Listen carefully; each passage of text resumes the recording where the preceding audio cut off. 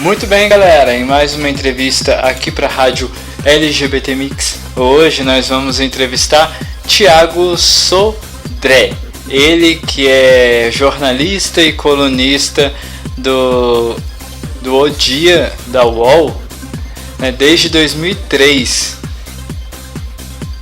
Não, desculpa, ele é formado em comunicação desde 2003 pela Unessa, habilitado em jornalismo. Trabalhou em diversos veículos de comunicação, inclusive no Grupo Globo. Hoje é CEO da página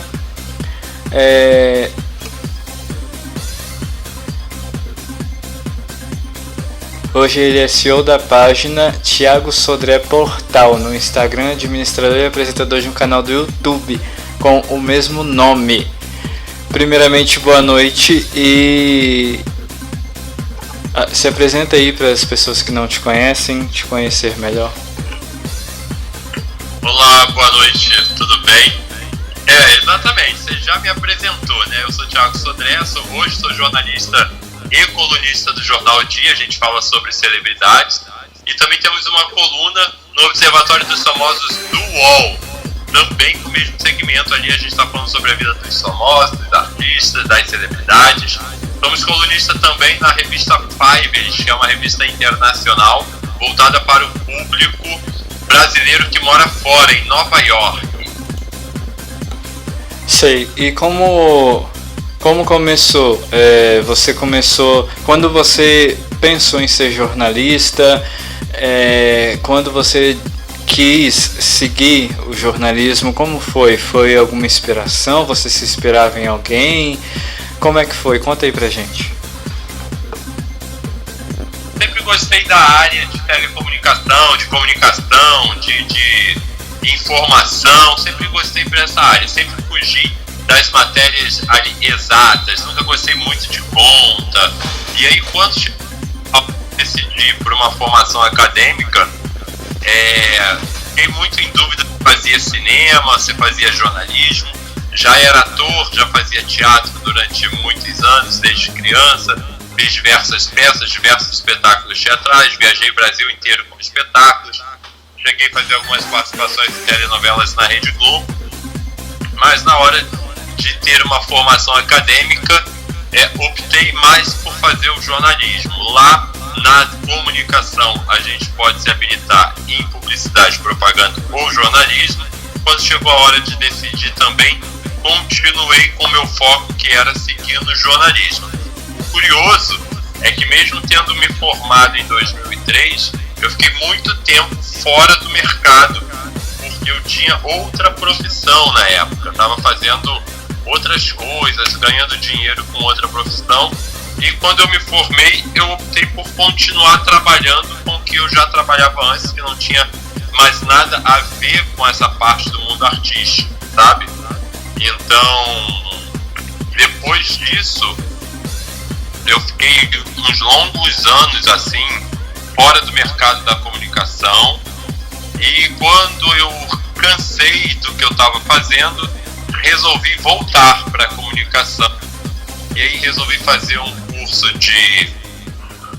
técnico no Senac, que era um curso de formação de cameraman, um curso de formação de cameraman.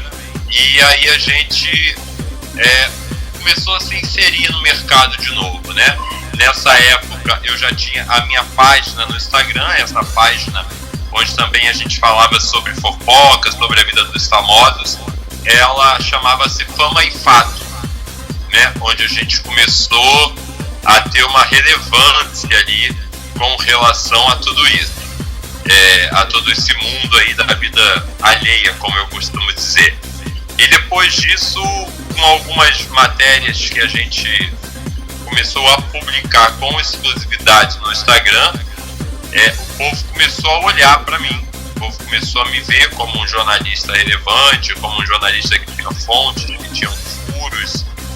E aí surgiu o convite para as colunas. Primeiramente, a coluna lá no Observatório dos Famosos do UOL, depois a coluna no jornal O Dia. Hoje eu tenho um canal no YouTube também chamado Thiago Sodré.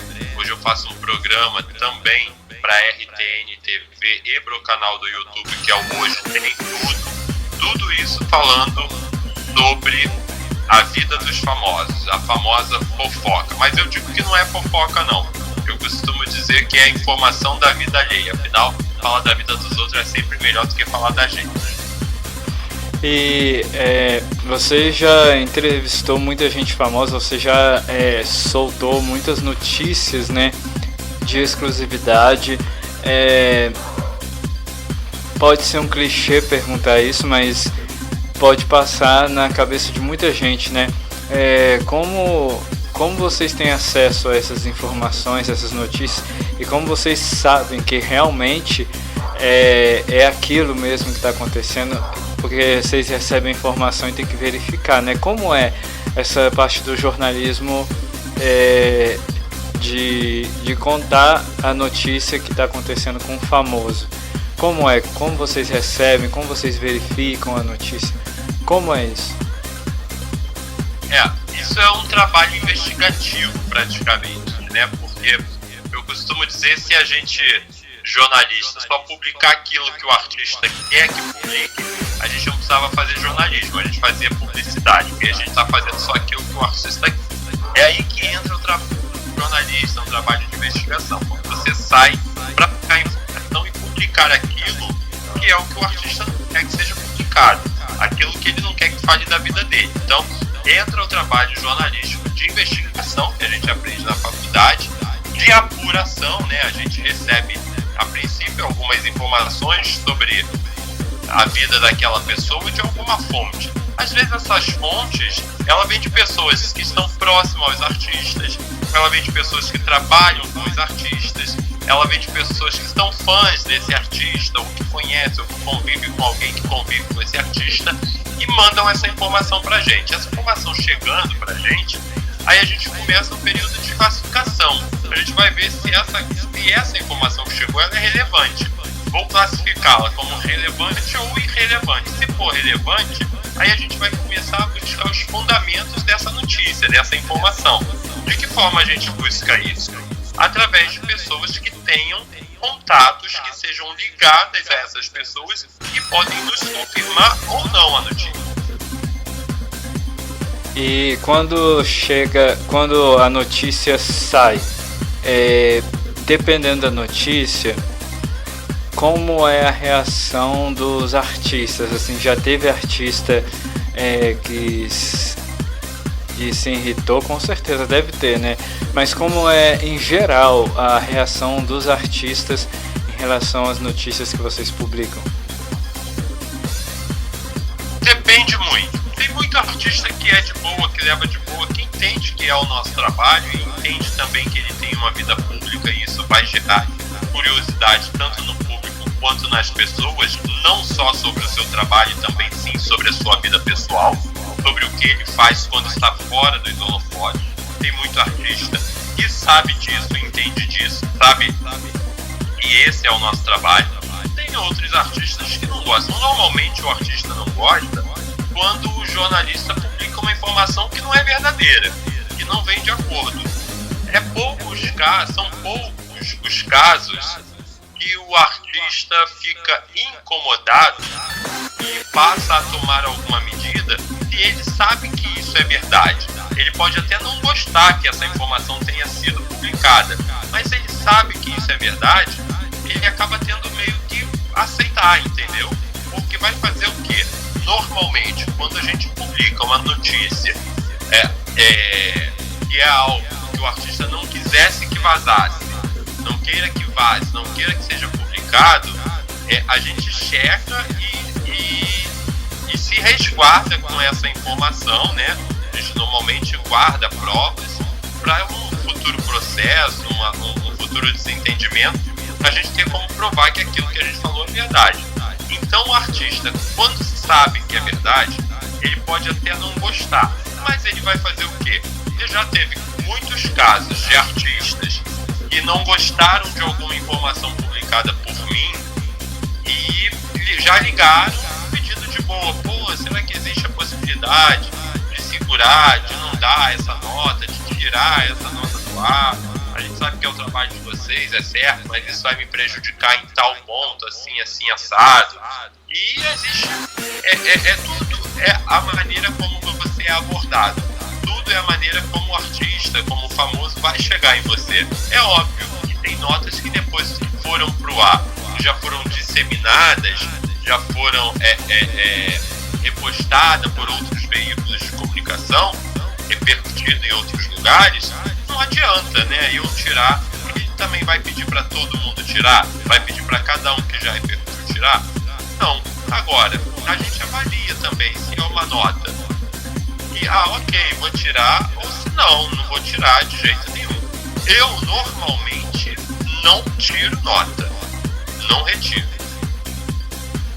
Sei. E você trabalha com uma grande equipe que também faz o mesmo trabalho que você, que vão verificando a vida dos artistas, que vão recebendo as informações e apurando, ou é só você? Como é que é? Não trabalho com uma grande equipe, somos uma equipe, tem outras pessoas que trabalham comigo, e a gente, até por eu ser um colunista que hoje trabalho para algumas colunas diariamente, né?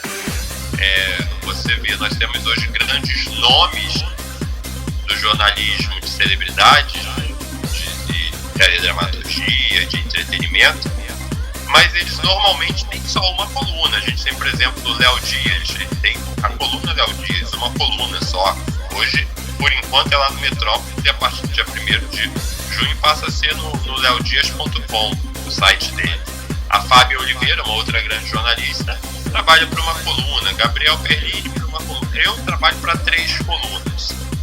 Eu tento me virar nos 30, então preciso de alguém para me dar um apoio. Não tenho uma grande equipe, mas obviamente eu tenho um apoio, tenho uma pessoa que me traz informações, que busca informações, que vai atrás também das confirmações, e eu fico com a parte mais de redigir mesmo, de jogar essa notícia no ar, de passar essa notícia para frente. O Léo Dias falou uma vez que existem artistas que eles entram em contato com vocês para vocês soltarem alguma informação ou notícia deles, para que o nome deles continue circulando na mídia. Isso é verdade? Existe isso mesmo? É comum acontecer. Normalmente não é o artista que entra em contato. Normalmente quem entra em contato é a assessoria do artista, o assessor fugiu aqui. O assessor de imprensa do artista que entra em contato e muitas vezes já envia notas e mais notas prontas. Mas aí a gente vai cair naquilo que eu te falei. A gente vai publicar só aquilo que o artista quer. Você não está fazendo um jornalismo, você está fazendo que são notas publicáveis, que são notas relevantes, que são notas que vale a pena a gente publicar. E a gente normalmente tem um bom relacionamento com esses assessores de imprensa. Agora, paralelo a tudo isso, existe o trabalho investigativo.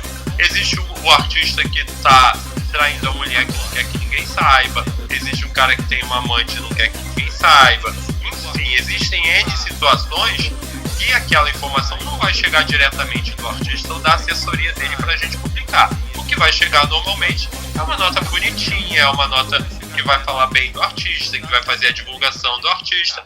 É bacana, ok, a gente publica, também publica, por isso a gente tem essa relação com a assessoria de imprensa e com o artista. Mas assim, existe também esse outro lado, essa outra questão que a gente vai pegar, que é normalmente que vai render um clique. Informação bonitinha, nota bonitinha, não vende, a não ser quando seja um artista que é muito exposto na mídia e ele está se relacionando com uma outra pessoa, começou a se relacionar, bacana, começaram um namoro, vão casar, ok, rende. Agora, o que rende muito mais? Por exemplo, você tem um casal muito famoso, eu noticiei que esse casal separou. Rende muito mais do que uma notícia que eu estou noticiando de que um casal está começando um novo relacionamento. Porque o público gosta mais de saber dessas coisas, de ver essas coisas, consome esse tipo de coisa. Sim, e falando um pouco sobre a sua vida pessoal, hoje qual é a sua identidade, digamos assim, de gênero, né, sexual, falando? Eu sou homossexual, sou casado, tenho um relacionamento há 20 anos, agora no dia 25 de julho. Estou casado desde os meus 21 anos de idade com a mesma pessoa. E como foi a sua descoberta de ser homossexual? Como foi? Foi na sua adolescência? Foi na sua juventude? Foi ainda na faculdade? Como é que foi? Eu acho que a gente não descobre ser homossexual ou ser heterossexual ou cisgênero, seja lá o que for. Eu acho que a gente percebe, se identifica com um certo tempo de idade. Obviamente, eu já me identificava desde muito cedo, mas a gente tem o costume de seguir os padrões impostos pela sociedade. E quando a gente vai seguir esses padrões impostos pela sociedade, a gente vai atrás daquilo que a nossa família coloca pra gente, como religião, né? E então, por conta da religião, eu cheguei a viver, no início da minha juventude, lá por 15, 16 anos, um relacionamento heterossexual, onde cheguei a ficar noivo e pretendia me casar.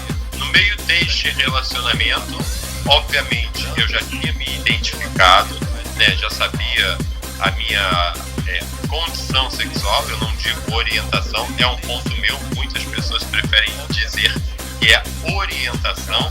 Eu não aceito para mim essa palavra como orientação, porque se eu pudesse me orientar de alguma forma, eu preferia não ser homossexual e não passar todas as mazelas que eu passei por conta dessa suposta escolha, que teria sido uma escolha se fosse uma opção. Então, eu digo que no meu caso é uma condição, eu não tive uma escolha, eu nasci assim, já me identifiquei assim desde muito cedo e por conta da sociedade quis tentar seguir aí sim uma orientação, entendeu?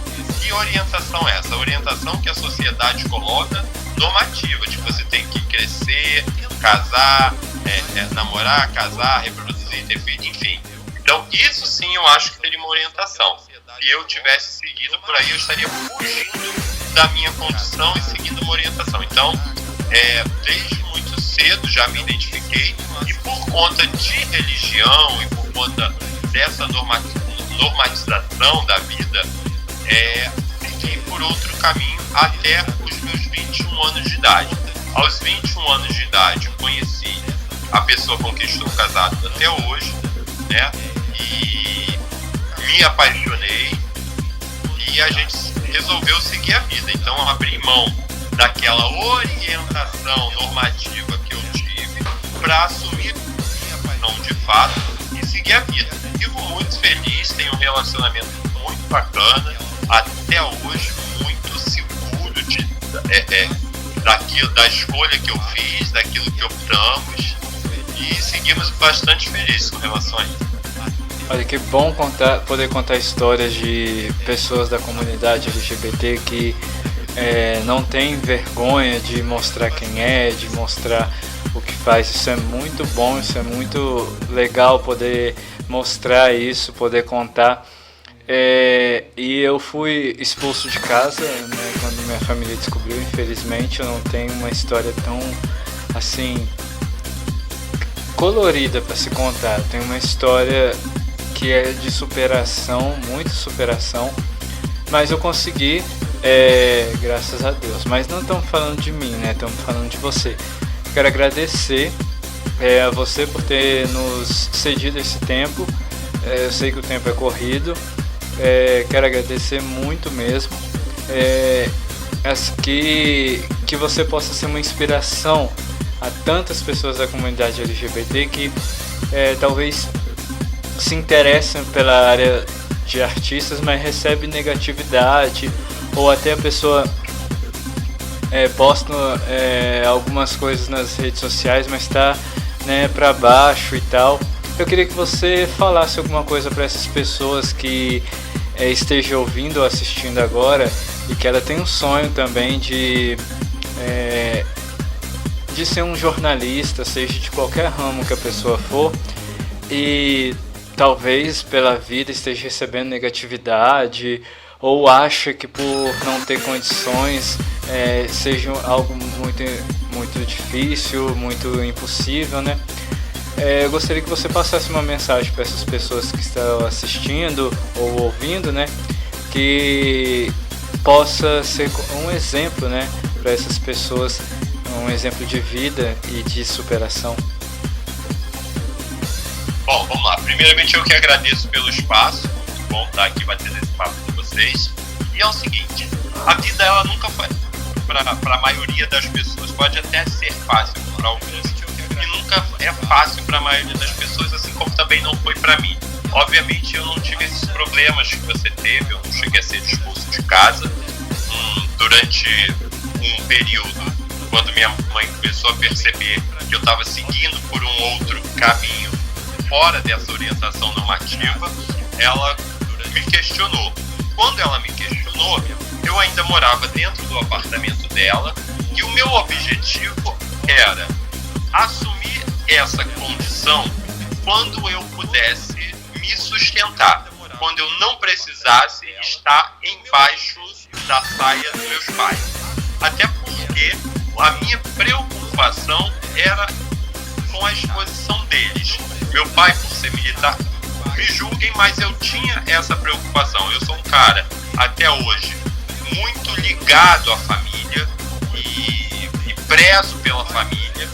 Então eu não queria expor os meus pais de forma alguma. Então eu queria que quando chegasse esse período de eu ter e abrir isso para minha família, para a maioria das pessoas, eu pudesse ter um respaldo financeiro e dizer, opa, peraí, ninguém paga minhas contas, esse é um problema meu, ninguém tem nada a ver com isso.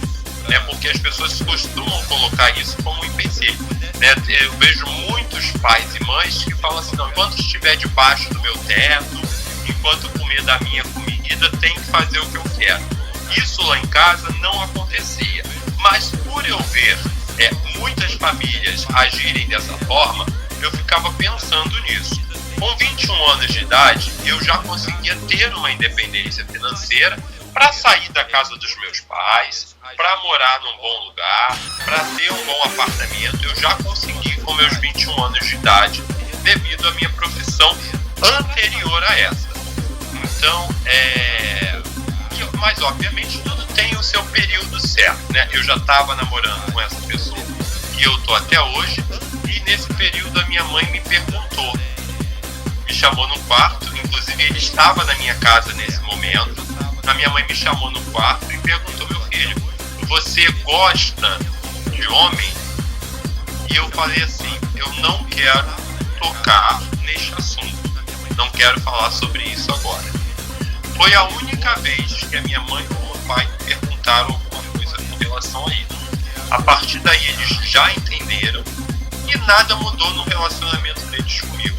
Passaram a me respeitar e nunca mais tocaram nesse assunto diretamente comigo. Chegou o momento que, por questões da minha vida, por querer ter a minha privacidade com a pessoa com quem eu estava me relacionando e estou até hoje, e também por logística de trabalho, de faculdade, para ficar mais próximo a esses locais, porque meus pais moravam no subúrbio, e eu tinha no subúrbio do Rio de Janeiro, e eu tinha uma vida já toda voltada para a Barra da Tijuca. Eu precisava ficar mais próximo. Naquela época não era igual hoje, que a gente tinha Uber para se locomover com mais facilidade, ou você tinha ônibus ou você tinha carro, entendeu? E para ter um carro para eu me locomover nessa distância toda, ou morar próximo à faculdade e ao trabalho, eu optei por morar próximo à faculdade e ao trabalho. Então logo depois dessa conversa, eu saí da casa dos meus pais, não por pressão alguma, porque eu nunca tive essa pressão, muito pelo contrário. Quando eu comuniquei que eu ia sair de casa, aí sim, isso não foi bem aceito pelos meus pais. Meu pai sentou comigo e conversou, olha, morar sozinho aí, isso, tem essa dificuldade. E uma frase que eu lembro que o meu pai me falou, eu guardo até hoje, ele nunca nunca mais você vai sair do quarto e deixar a sua luz acesa, porque você que vai pagar a sua conta, e você vai descobrir quanto custa até um rolo de papel higiênico. E é verdade. Então, assim, eu tive essa orientação, mas com tudo isso, sem ele tocar no assunto da minha homossexualidade ou das minhas preferências sexuais. E assim também a minha mãe não. A partir daí, eu ainda tinha uma questão na minha cabeça de que não queria me expor e nem expor os meus pais. Então, quando eu fui morar com o Alexandre, com quem eu vivo hoje, nós alugamos um apartamento na Barra da Tijuca. Em vez de nós comprarmos uma cama de casal, nós compramos 2 camas boxes de solteiro. E daquelas, porque quando não tivesse ninguém, a gente podia juntar a cama e formar uma cama de casal. Era um apartamento de um quarto. E quando tivesse alguém que ainda não sabia do nosso relacionamento, que a gente fala isso na minha cabeça, tá? Eu achava que tinha muita gente que não sabia ainda. A gente separava as camas e dizia que era 2 amigos dividindo um apartamento. Mas essa parte nunca foi preciso, porque eu nunca tive essa invasão de privacidade por nenhuma parte. Então, eu sei que isso não é a maioria, né? Normalmente as pessoas passam por esse problema, passam por essa dificuldade de aceitação, até mesmo de si próprio, de aceitação dos pais. O meu problema maior era a minha própria aceitação por conta dessa normatização que eu segui no início da minha vida. Mas eu nunca tive problema de preconceito familiar. Se tive, foi velado, não chegou até mim, entendeu? Se alguém comentava, era por minhas costas, não chegava até mim. E até eu acho que isso é muito importante quando você começa a ter a sua independência financeira. Até porque se você estiver sofrendo algum preconceito, algum julgamento, você dá um foda-se, você chuta o balde, olha, peraí, ninguém tem nada a ver com a minha vida. Eu pago minhas contas, eu me sustento, não estou pedindo nada a ninguém. Então, eu acho esse ponto, eu acho importante. Eu sei que muitas vezes é difícil a pessoa chegar a esse ponto de conseguir sair da casa dos pais, ter o seu cantinho, mas pra gente que vive nesse mundo relativamente, né, teoricamente, como diferente, eu acho que é muito importante você buscar, acima de tudo, a sua independência. Quando eu digo independência, eu digo independência financeira sim, mas eu digo também a sua independência emocional, entendeu? De você não ficar dependente do que seu pai vai fazer por você, do que sua mãe vai fazer por você. Eu acho importante que você consiga trabalhar o seu emocional pro que deve é. Sabe por quê, meu amigo? Porque vida, a gente só tem uma só. A gente só tem uma. Quando meus pais casaram e resolveram me ter, eu não opinei nada na vida deles. Então, eu não admito que alguém vá opinar na minha. Eu só tenho uma oportunidade para ser feliz. Eu só tenho uma chance de viver. Eu não tenho outra vida. Se tenho, não sei. Não vou saber. Pelo menos nunca vi ninguém chegar até mim e falar assim, poxa, essa é a minha segunda, essa é a minha terceira vida. A minha primeira vida foi assim, a minha segunda vida foi assada, a minha terceira vida foi assim. Eu não tenho esses relatos. Então eu tenho para mim, eu só tenho a opção de viver uma vez. E é essa única vez que eu tenho que buscar tudo para ser feliz. E assim também é com o meu relacionamento. Eu tenho um relacionamento ótimo de 21 anos, mas eu sempre deixei muito claro que eu iria viver este relacionamento enquanto as coisas boas fossem maiores do que as coisas ruins. Porque se tiver igualado, para mim não serve. Para mim tem que ser sempre melhor do que ruim. Se tiver igualado, se a gente estiver batendo de frente e o bom e o ruim tá na mesma medida, eu não quero, meu amigo. Eu quero o que é melhor. Eu quero ser feliz. Então, se chegar a esse ponto, eu saio sim de um relacionamento para tentar um outro que eu acho que vou ser feliz. E acho que é isso que cada um tem que ter em mente. Buscar sempre a sua felicidade. Muito obrigado. Você é uma inspiração para toda a comunidade e é uma inspiração também para mim, né? Para todos nós.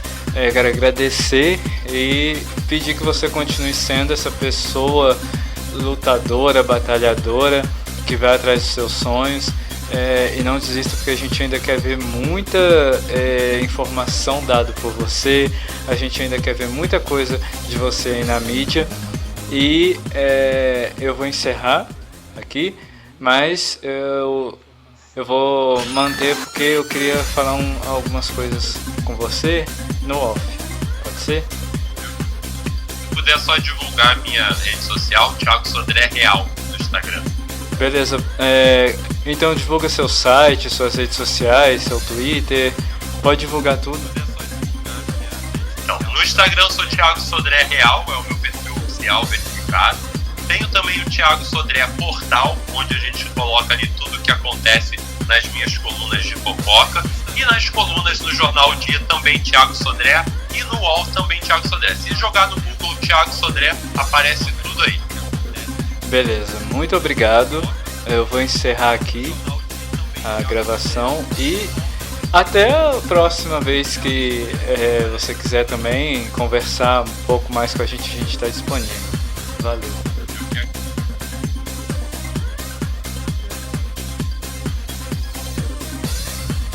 Conversar um pouco mais com a gente está disponível. Valeu. Eu quero. Parabéns também pelo trabalho.